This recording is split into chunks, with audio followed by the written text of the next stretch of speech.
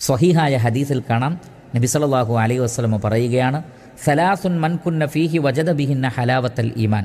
3 കാര്യങ്ങൾ ഒരാളിലുണ്ടെങ്കിൽ അവർക്ക് ഈമാനിൻ്റെ മധുരം ആസ്വദിക്കാൻ കഴിയും. അതിലൊന്ന് അൻ യകൂന അല്ലാഹു അസ്സ വജൽ വ റസൂലുഹു അഹബ്ബ ഇലൈഹി മിമ്മാ സിവാഹുമ. അള്ളാഹുവും റസൂലുമായിരിക്കണം അവർക്ക് മറ്റെല്ലാറ്റിനേക്കാളും പ്രിയപ്പെട്ടത്.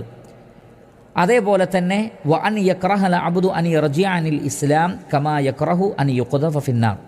ഒരാൾ ഇസ്ലാമിലേക്ക് വന്നിട്ട് പിന്നീട് അതിൽ നിന്ന് മടങ്ങിപ്പോകുന്നതിനെ അയാൾ വെറുക്കണം. ഏതുപോലെ? നരകത്തിലേക്ക് എറിയപ്പെടുന്നത് പോലെ അയാൾ അതിനെ വെറുക്കണം.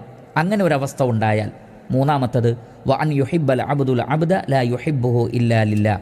ഒരു അടിമ മറ്റൊരടിമയെ അള്ളാഹുവിന് വേണ്ടി സ്നേഹിക്കണം. ഈ 3 കാര്യങ്ങൾ ഒരാളിലുണ്ടെങ്കിൽ ഈമാനിൻ്റെ മധുരം ആസ്വദിക്കാൻ കഴിയുമെന്നാണ്. എന്ന് പറഞ്ഞാൽ അള്ളാഹുവിനോടും റസൂലിനോടുമുള്ള സ്നേഹമായിരിക്കണം മറ്റെല്ലാവരേക്കാളും നമുക്കുണ്ടായിരിക്കേണ്ടത്. മാതാപിതാക്കളോടുള്ള, മക്കളോടുള്ള, ഇണകളോടുള്ള, കൂട്ടുകാരോടുള്ള, ദുനിയാവിലെ വിഭവങ്ങളോടും സന്തോഷങ്ങളോടുമുള്ള ഇഷ്ടത്തേക്കാൾ അള്ളാഹുവിനും അതേപോലെ തന്നെ നബി സല്ലല്ലാഹു അലൈഹി വസല്ലമക്കും മുൻഗണന നൽകണം.